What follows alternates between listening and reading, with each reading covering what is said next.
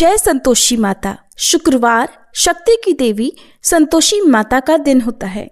कहते हैं कि नियम पूर्वक व्रत करना अत्यंत फलदायी होता है। जो भी भक्त इस व्रत को विधि विधान से करता है, माँ संतोषी उनकी सभी मनोकामनाएं पूर्ण करती हैं। अगर कोई अविवाहित कन्या 16 शुक्रवार के व्रत करती है तो उनके विवाह के योग शीघ्र बनते हैं। वही विवाहित महिलाओं को इस व्रत को रखने से सुख और सौभाग्य की प्राप्ति होती है। व्रत रखने के साथ साथ कथा सुनने से ही व्रत का पूर्ण फल प्राप्त होता है। तो आइए भक्तजनों, हम सभी श्रद्धा पूर्वक सुनते हैं शुक्रवार व्रत की संपूर्ण कथा और संतोषी माता की आरती। कथा के अनुसार एक बार एक बूढ़ी माई थी। उनके 7 बेटे थे, जिनमें से 6 कमाने वाले थे, एक निकम्मा था। बूढ़ी माँ 6 बेटों के लिए भोजन बनाती और जो कुछ जूठन बच जाती वह 7वें बेटे को दे दिया करती। वह मन का बड़ा भोला भाला था, इसलिए कुछ भी विचार नहीं करता था। एक दिन वह अपनी पत्नी से बोला, देखो मेरी माँ को मुझ पर कितना प्रेम है। तो उसकी पत्नी बोली, हाँ हाँ क्यों नहीं, सबका बचा हुआ जूठा जो तुमको खिलाती है। तब वह बोला, नहीं ऐसा नहीं हो सकता, मैं जब तक अपनी आंखों से ना देख लूं मान ही नहीं सकता। पत्नी ने हंसकर कहा, देख लोगे तब तो मानोगे। फिर कुछ दिनों के बाद त्योहार आया। घर में 7 तरह के भोजन और चूरमे के लड्डू बने। वह जांचने को सिर दुखने का बहाना करके एक पतली चुनरी सिर पर ओढ़कर रसोई घर में सो गया। वह कपड़े में से सब कुछ देखता रहा। थोड़ी ही देर में उसके 6 भाई भोजन करने आए। उसने देखा माँ ने उनके लिए सुंदर आसन बिछाकर तरह तरह के भोजन परोसे और आग्रह करके उन्हें भोजन कराया। वह लेटा हुआ सब कुछ देखता रहा। 6 बेटे भोजन करके उठ गए। तब माँ ने उनकी जूठी थालियों में से लड्डुओं के टुकड़े उठाकर एक लड्डू बनाया।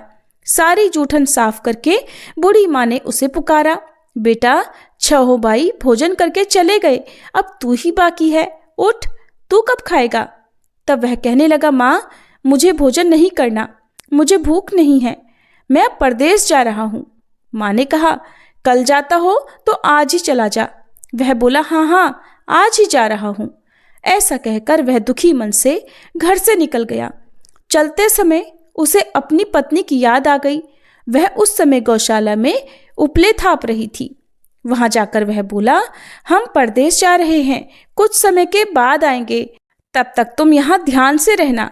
तब उसकी पत्नी बोली, आप खुशी से जाइए, हमारी चिंता मत कीजिए, यहाँ हम भगवान के भरोसे हैं। आप अपनी कोई निशानी मुझे दे जाइए ताकि मैं तुम्हें याद करती रहूं, और तुम भी मेरी कोई निशानी ले जाओ ताकि तुम भी मुझे कभी ना भूलो। तब वह बोला, मेरे पास तो कुछ नहीं है, ये अंगूठी है, यही ले लो और अपनी कोई निशानी मुझे दे दो। वह बोली, मेरे पास क्या है, ये गोबर भरा हाथ है। ये कहकर उसकी पीठ पर उसने गोबर के हाथ की थाप मार दी। फिर वह वहां से चल दिया। चलते चलते दूर देश पहुंच गया। वहां एक साहूकार की दुकान थी। दुकान पर जाकर वह कहने लगा, भाई मुझे नौकरी पर रख लो। साहूकार को जरूरत थी। वह बोला, रह जा। लड़के ने पूछा, तनख्वाह क्या दोगे। साहूकार ने कहा, काम देखकर दाम मिलेंगे। अब साहूकार के यहाँ उसे नौकरी मिल गई तो वह सुबह से लेकर रात तक नौकरी करने लगा। कुछ ही दिनों में दुकान का सारा लेन देन, हिसाब किताब, ग्राहकों को माल बेचना, ये सारा काम वह लगन से करने लगा। साहूकार के यहाँ 7-8 नौकर थे। वे सब चक्कर खाने लगे। ये तो बहुत होशियार बन गया। सेठ ने भी उसका काम देखा तो 3 महीने में ही उसे आधे व्यवसाय का हिस्सेदार बना लिया। वह कुछ ही वर्षों में वहां का नामी सेठ बन गया। और फिर एक दिन मालिक सारा कारोबार उस पर छोड़कर यात्रा पर चला गया। अब पीछे उसकी पत्नी पर क्या बीती ये भी सुनिए। सास ससुर उसे दुख देने लगे। सारी गृहस्थी का काम कराकर उसे लकड़ी लेने जंगल में भेज देते। इस बीच घर के आटे से जो भूसी निकलती उसकी रोटी बनाकर रख दी जाती और फूटे नारियल की नारेली में पानी भर दिया जाता और उसे दे दिया जाता। इसी तरह दिन बीत रहे थे। एक दिन वह लकड़ी लेने जा रही थी। रास्ते में बहुत सारी स्त्रियां संतोषी माता का व्रत करती दिखाई दी। वह वहां खड़ी होकर कथा सुनने लगी और पूछने लगी, बहनों, तुम ये किस देवता का व्रत कर रही हो और इसको करने से क्या फल मिलता है? इस व्रत को करने की क्या विधि है? यदि तुम अपने इस व्रत का विधान मुझे समझाकर कहोगी तो मैं तुम्हारा बड़ा एहसान मानूंगी। तब उनमें से एक स्त्री बोली, सुनो, ये संतोषी माता का व्रत है। इसको करने से निर्धनता और दरिद्रता का नाश होता है, घर में लक्ष्मी आती है, मन की चिंताएं दूर होती हैं, घर में सुख होने से मन को प्रसन्नता और शांति मिलती है, निपुति को पुत्र मिलता है, पति बाहर गया हो तो शीघ्र घर आ जाता है, कुंवारी कन्या को मनपसंद वर मिल जाता है, राजद्वारे में बहुत दिनों से मुकदमा चल रहा हो तो वह खत्म हो जाता है, कलह क्लेश दूर होकर घर में सुख शांति का वास होता है, घर में धन जमा हो जाता है, पैसा जायदाद का लाभ होता है, रोग दूर हो जाता है और जो कुछ मन में कामना हो वह सब संतोषी माता की कृपा से पूरी हो जाती है, इसमें कोई संदेह नहीं। तब वह पूछने लगी, बहन, ये व्रत कैसे किया जाए ये भी बताओ तो बड़ी कृपा होगी। वह कहने लगी, 1.25 आने का गुड़ चना ले लेना, इच्छा हो तो 5.25 आने का लेना या 1.25 रुपए का भी अपनी सामर्थ्य के अनुसार ले लेना, बिना परेशानी और श्रद्धा और प्रेम से जितना भी बन पड़े सवाया लेना। प्रत्येक शुक्रवार को निराहार रहकर कथा सुनना, इसके बीच क्रम टूटे नहीं, लगातार नियम पालन करना। सुनने वाला कोई ना मिले तो घी का दीपक जलाकर उसके आगे जल के कलश को रखकर सामने बैठकर कथा कहना, परंतु नियम ना टूटे। जब तक कार्य सिद्ध ना हो नियम का पालन करना और कार्य सिद्ध हो जाने पर व्रत का उद्यापन करना। 3 मास में माता फल पूरा करती हैं। यदि किसी के ग्रह खोटे भी हों तो भी माता वर्ष भर में कार्य सिद्ध करती हैं। फल सिद्ध होने पर उद्यापन कर लेना चाहिए, बीच में नहीं करना चाहिए। उद्यापन में 2.5 सेर आटे का खाजा और इसी माप से खीर तथा चने का साग बनाना, 8 लड़कों को भोजन कराना, जहाँ तक मिले जेठ देवर भाई बंधु के या परिवार के ही हों, न मिले तो रिश्तेदारों और पास पड़ोसियों को बुला लेना, उन्हें भोजन कराकर यथाशक्ति फल दक्षिणा आदि देकर माता का नियम पूरा करना। उस दिन घर में न तो खटाई खाना और न ही दान करना। ये सुनकर बुढ़िया के लड़के की पत्नी चल पड़ी, रास्ते में लकड़ी के बोझ को बेच दिया और उन पैसों से गुड़ चना लेकर वह संतोषी माता के व्रत की तैयारी करके आगे चली और सामने मंदिर देखकर पूछने लगी, ये मंदिर किसका है? सब कहने लगे, ये तो संतोषी माता का मंदिर है।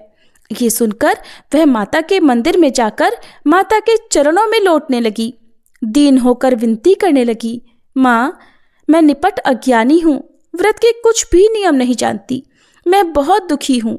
हे माँ, हे जगत जननी, मेरा दुख दूर करो, मैं आपकी शरण में हूँ। उसकी इस विनती को सुनकर संतोषी माता को उस पर दया आ गई। एक शुक्रवार बीता कि दूसरे को उसके पति का पत्र आया और तीसरे शुक्रवार को उसका भेजा हुआ पैसा आ पहुंचा। ये देखकर जेठ जेठानी मुंह सिकोड़ने लगे, इतने दिनों में इतना पैसा आया, इसमें क्या बढ़ाई? लड़के ताने देने लगे, अब तो काकी के पास पत्र आने लगे, रुपया आने लगा, अब तो काकी की खातिर बढ़ेगी, अब तो काकी बोलने से भी नहीं बोलेगी। बेचारी सीधी साधी थी, कहती, भैया कागज आवे रुपया आवे, हम सभी के लिए तो अच्छा है। ऐसा कहकर आंखों में आंसू भरकर संतोषी माता के मंदिर में आकर मातेश्वरी के चरणों में गिरकर वह रोने लगी, माँ, मैंने आपसे पैसा कब मांगा है? मुझे पैसे से क्या काम है? मुझे तो बस अपने पति से काम है, मैं तो अपने पति के दर्शन मांगती हूँ। तब माता ने प्रसन्न होकर कहा, जा बेटी, तेरा पति भी जल्दी आएगा। यह सुनकर वह खुशी से बावली होकर घर में जाकर काम करने लगी। अब संतोषी माता विचार करने लगी, इस भोली पुत्री को मैंने कह तो दिया कि तेरा पति आएगा, पर आएगा कैसे? वो तो इसे स्वप्न में भी याद नहीं करता, अब उसे याद दिलाने को मुझे ही जाना पड़ेगा। इस तरह माताजी उस बूढ़ी माई के बेटे के पास जाकर उसके स्वप्न में प्रकट होकर कहने लगी, साहूकार के बेटे सो रहा है या जाग रहा है? तो वह कहने लगा, माँ सोता भी नहीं जागता भी नहीं, कहो क्या आज्ञा है? संतोषी माता कहने लगी, तेरे घर बार कुछ है कि नहीं? वह बोला, मेरे पास सब कुछ है, माँ बाप हैं, पत्नी है, क्या कमी है? तब माता बोली, भोले पुत्र, तेरी पत्नी घोर कष्ट उठा रही है, तेरे माँ बाप उसे त्रास दे रहे हैं और वह तेरे लिए तरस रही है, जाकर उसकी सुधि ले। तब वह बोला, हाँ माता जी, ये तो मालूम है, परंतु जाऊं तो जाऊं कैसे? परदेश की बात है, लेन देन का कोई हिसाब नहीं, कोई जाने का रास्ता नहीं आता, कैसे चला जाऊं?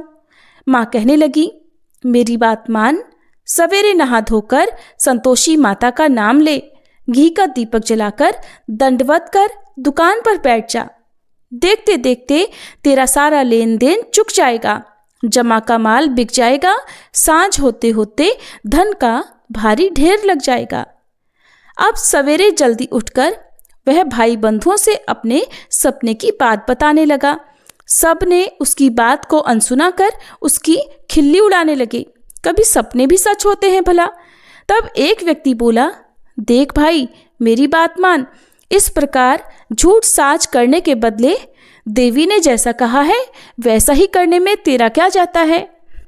अब उन बूढ़े व्यक्ति की बात मानकर वह नहा धोकर संतोषी माता को दंडवत घी का दीपक जलाकर दुकान पर जा बैठा।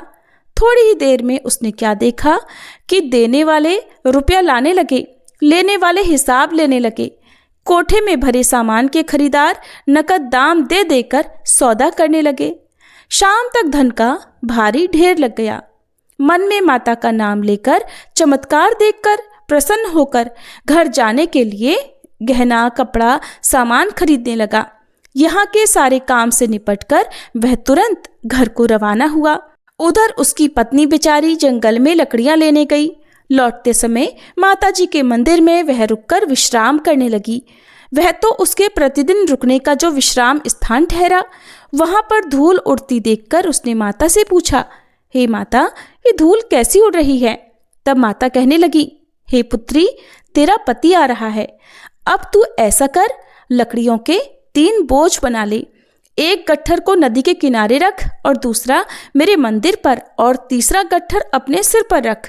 तेरे पति को लकड़ियों का गट्ठर देखकर मोह पैदा होगा, वो यहाँ रुकेगा, नाश्ता पानी खाकर माँ से मिलने जाएगा। तब तू लकड़ियों का गट्ठर उठाकर जाना और चौक में गट्ठर डालकर जोर से आवाज लगाना, लो सासू जी, लकड़ियों का गट्ठर लो, भूसे की रोटी दो, नारियल के खोपरे में पानी दो, आज मेहमान कौन आया है? बहुत अच्छा माता जी। ऐसा संतोषी माता से कहकर वह प्रसन्न मन से लकड़ियों के 3 गट्ठर ले आई। एक नदी के किनारे पर और एक माताजी के मंदिर पर रख दिया। इतने में ही मुसाफिर आ पहुंचा। सूखी लकड़ियां देखकर उसकी इच्छा उत्पन्न हुई कि हम यहीं पर विश्राम करें और भोजन बना खाकर फिर गांव जाएं। इसी तरह रुककर भोजन बनाकर विश्राम करके वह गांव को गया। सबसे बड़े प्रेम से मिला। उसी समय सिर पर लकड़ी का गट्ठर लिए उसकी उतावली सी पत्नी आ गई। लकड़ियों का भारी बोझ आंगन में डालकर उसने जोर से 3 आवाजें लगाई, लो सासू जी, लकड़ियों का गट्ठर लो, भूसे की रोटी दो, आज मेहमान कौन आया है? ये सुनकर उसकी सास बाहर आकर अपने दिए हुए कष्टों को भुलाने के लिए कहने लगी, बहू, ऐसा क्यों कहती है? तेरा पति ही तो आया है, आ बैठ, मीठा भात खा, भोजन कर, कपड़े गहने पहन। उसकी आवाज सुनकर उसका पति बाहर आया। उसकी उंगली में अंगूठी देखकर वह व्याकुल हो गया, क्योंकि उसकी कमजोर हालत को देखकर वह उसे पहचान नहीं पाया था। माँ से पूछने लगा, माँ, ये कौन है? माँ ने कहा, बेटा, ये तेरी पत्नी है। आज पूरे 12 वर्ष हो गए हैं जब से तू गया है, तब से यह गांव में जानवर की तरह भटकती फिरती है। घर का कोई काम काज कुछ नहीं करती, 4 पहर आकर खा जाती है। अब तुझे देखकर भूसी की रोटी और नारियल के खोपरे में पानी मांग रही है। तब वह लज्जित और दुखी होकर बोला, ठीक है माँ, मैंने इसे भी देखा और तुम्हें भी देखा है, अब दूसरे घर की चाबी दो, मैं उसी में रहूंगा। माँ बोली, ठीक है बेटा, जैसी तेरी मर्जी हो सो कर। ऐसा कहकर चाबी का गुच्छा उसने पटक दिया। उसने चाबी लेकर दूसरे मकान की तीसरी मंजिल का कमरा खोलकर सारा सामान जमाया। एक दिन में राजा के महल जैसा ठाट बाट बना दिया। अब क्या था, पत्नी सुख भोगने लगी। इतने में ही अगला शुक्रवार आया। उसने अपने पति से कहा, मुझे संतोषी माता के व्रत का उद्यापन करना है। उसका पति बोला, अच्छा, खुशी खुशी कर लो। अब वह उद्यापन की तैयारियां करने लगी। जिठानी के लड़कों को भोजन के लिए कहने गई। उन्होंने मंजूर किया, परंतु पीछे से जिठानी ने अपने बच्चों को सिखा दिया। बोली, देखो, भोजन के समय सभी लोग खटाई मांगना, जिससे उसका उद्यापन पूरा ना हो। लड़के जिमने आए, खीर भोजन सब कुछ पेट भरकर खाया, परंतु बाद में खाते ही कहने लगे, काकी काकी हमें खटाई दो, खीर खाना हमको नहीं भाता। देखकर मन अजीब सा हो रहा है। वह कहने लगी, भाई, खटाई किसी को नहीं दी जाएगी, ये तो संतोषी माता का प्रसाद है। लड़के गुस्से से उठ खड़े हुए, बोले, लाओ फिर पैसा दो। भोली बहू कुछ भी नहीं जानती थी, उसने उन्हें पैसे दे दिए। लड़के उसी समय हट करके इमली खटाई लेकर खाने लगे। ये देखकर संतोषी माता ने बहू पर खूब कोप किया। संतोषी माता के कोप के कारण राजा के दूत आए और उसके पति को पकड़कर ले गए। जेठ जिठानी मनमाने वचन कहने लगे, लूट लूट कर धन इकट्ठा करके लाया है, अब सब मालूम पड़ जाएगा जब जेल की मार खाएगा। पत्नी से यह वचन सहन नहीं हुए।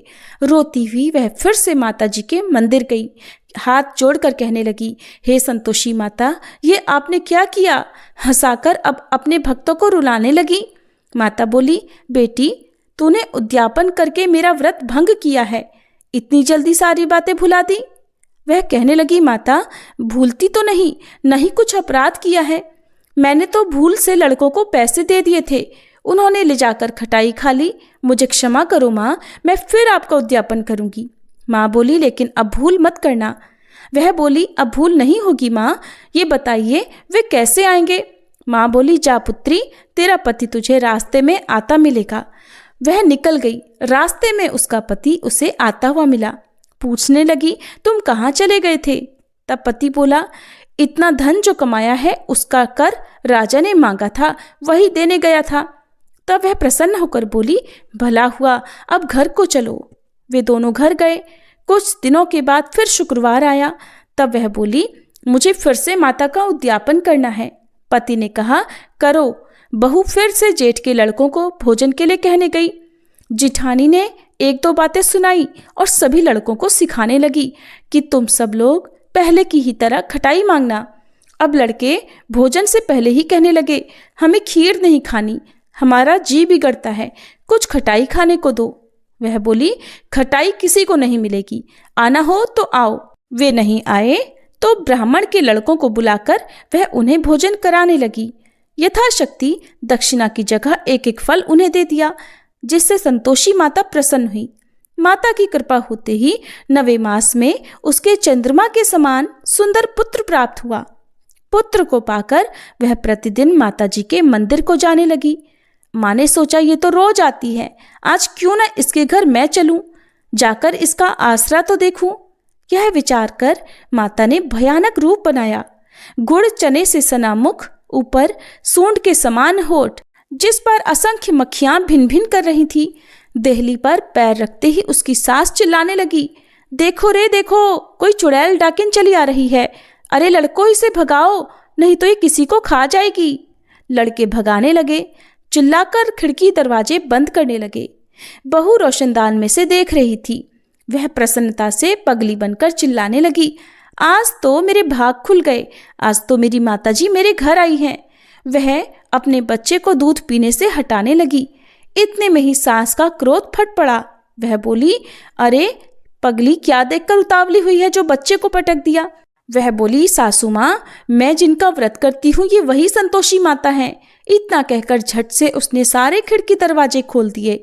फिर तो सबने माता जी के चरण पकड़ लिए और विनती करके कहने लगे, हे माता, हम मूर्ख हैं, अज्ञानी हैं, आपके व्रत की विधि हम नहीं जानते, व्रत भंग करके हमने बड़ा अपराध किया है। हे जगन माता, आप हमारे अपराध क्षमा करो। उनके इस प्रकार विनती करने पर संतोषी माता प्रसन्न हुई। बहू को प्रसन्न होकर जैसा फल दिया वैसे ही है संतोषी माता सबको देना। जो भी आपकी कथा पढ़े या सुने और हुंकारा भरे उसके सारे मनोरथ पूर्ण करना।